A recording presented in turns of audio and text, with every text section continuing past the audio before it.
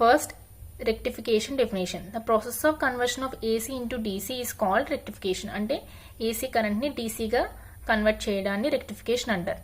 And the device used is called rectifier. First, full wave rectifier into definition.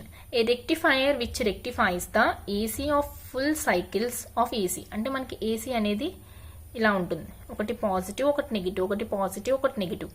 So ఈ full cycles అనేది rectify చేస్తుంది, అంటే DC కింద convert చేస్తుంది. So both positive and negative cycles of AC is called full wave rectifier. So ఏదైతే convert చేస్తుందో దాన్ని full wave rectifier అంటారు. సో ఇక్కడ మనకి 2 PN జంక్షన్ డయోడ్స్ ఆర్ యూజ్డ్. సో ఈ ఫుల్ వేవ్ రెక్టిఫైయర్లో మనం 2 PN జంక్షన్ డయోడ్స్ యూజ్ చేస్తాం. So this is diode 1, this is diode 2. This is AC input.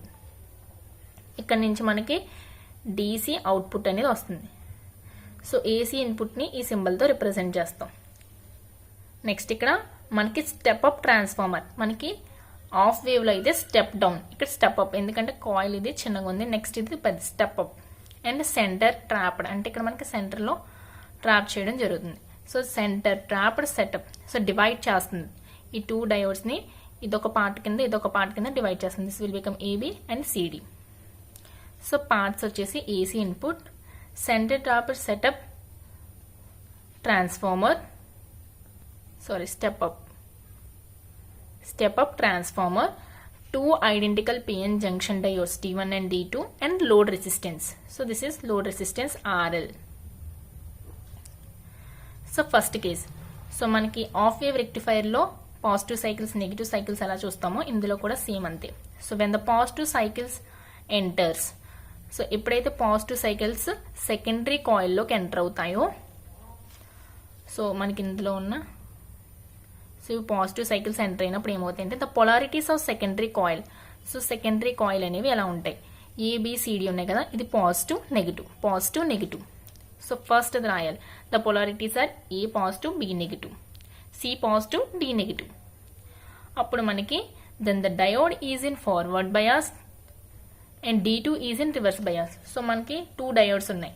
ఇక్కడ మనకి ఫస్ట్ కేసులో పాజిటివ్ నెగిటివ్ అయింది. సో కాబట్టి ఈ డయోడ్ అనేది ఫార్వర్డ్ బయాస్లో ఉంటుంది. నెక్స్ట్ ఇక్కడికి వచ్చేసరికి నెగిటివ్ పాజిటివ్ అయింది. సో డయోడ్ అనేది రివర్స్ బయాస్లో ఉంటుంది. Output current is sent by diode D1 to RL.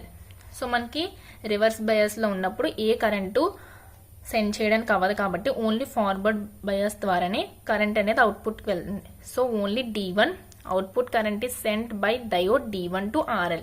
So ఇక్కడ మనకి ఫస్ట్ కేసులో పాజిటివ్ సైకిల్స్ని ఎంటర్ చేసినప్పుడు ఓన్లీ డయోడ్ D1 ఒకటే లోడ్ రెసిస్టెన్స్కి అవుట్పుట్ అనేది పంపిస్తుంది. కేస్ 2 వచ్చేసి నెగిటివ్ ఆఫ్ సైకిల్స్. ఇప్పుడు మనం పాజిటివ్ ఆఫ్ సైకిల్స్ చూసాం కదా, ఇప్పుడు నెగిటివ్ వచ్చేసరికి రివర్స్ అవుతాయి. ఇప్పుడు A కాస్త negative, B positive, C negative and D will become positive. ఇప్పుడు మనకి డయోడ్ D1 అనేది రివర్స్ బయాస్లో ఉంటుంది. సో రివర్స్లో ఉంటుంది, ఇందాక ఫార్వర్డ్ కాబట్టి ఇప్పుడు reverse. Next D2 is in forward bias. ఇప్పుడు కరెంట్ అనేది ఎవరు సెండ్ చేస్తారు, ఇది ఫార్వర్డ్ బయాస్లో ఉంది కాబట్టి output will be send by the diode D2. So ఆ పాయింట్ కంపల్సరీగా రాయాలి. నెక్స్ట్ ఇప్పుడు ఈ 2 కేసెస్ నుంచి మనం కంక్లూజన్ ఏమి ఇవ్వచ్చు అంటే, first every positive of cycles are rectified by D1. So diode D1 అనేది పాజిటివ్ ఆఫ్ సైకిల్స్ రెక్టిఫై చేస్తుంది and diode D2 is rectifying negative of cycles. So ఆ పాయింట్ అనేది మనం కంక్లూడ్ చేసాం. నెక్స్ట్ D1 ఫార్వర్డ్ బయాస్, అంటే forward బయాస్లో ఉంటుంది కాబట్టి పాజిటివ్ ఆఫ్ సైకిల్స్ని రెక్టిఫై చేస్తుంది అండ్ D2 ఫార్వర్డ్ బయాస్లో ఉన్నప్పుడు నెగిటివ్ ఆఫ్ సైకిల్స్ని రెక్టిఫై చేస్తుంది. సో ఈ విధంగా టోటల్ AC ఇన్పుట్ అనేది పాజిటివ్గా అవుట్పుట్ కింద కన్వర్ట్ అవుతుంది. సో AC ఇన్పుట్ స్టార్టింగ్ మనకి ఇలా ఉంటుంది, positive negative. So it will changes with the time. So ఈ గ్రాఫ్స్ అనేవి మనం పర్ఫెక్ట్గా డ్రా చేయాలి, వేవ్ డయాగ్రామ్స్. సో మనకి అవుట్పుట్ అనేది ఎలా వస్తుందంటే DC అవుట్పుట్ అనేది సో అన్ని పాజిటివ్ సైకిల్స్ ఉంటాయి, VRI. నెక్స్ట్ ఎఫిషియన్సీ వచ్చేసి మనకి DC output power by AC input power. So that is equal to 0.812 into RL by RL plus RF. Load resistance, internal resistance. So small r here.